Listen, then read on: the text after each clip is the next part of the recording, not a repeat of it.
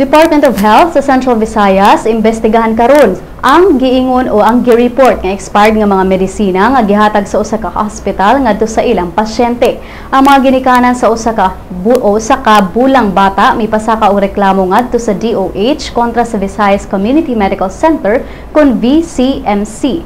Matod sa inahan sa bata nga si Pia, dili niya tinuod nga pangalan, nga human sa iyang pagpanganak niadtong Hunyo karong tuiga, usa ka nurse sa maong ospital ang nihatag kaniya og usa ka hygiene kit. Diin apil niini ang ointment.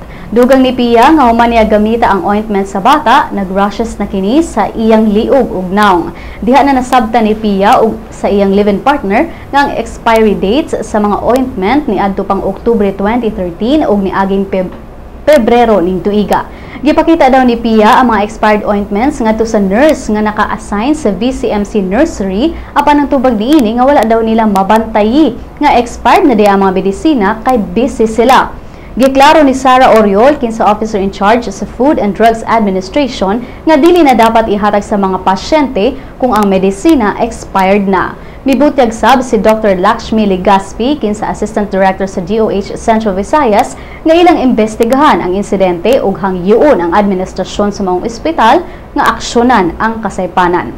Ning pagbalita, ming balibad pagpa-interview sa Sun.Star Cebu ang VCMC Nursing Department Director Evalor Medrano kay dili daw siya ang gikatakdang mo istorya kabahin sa issue.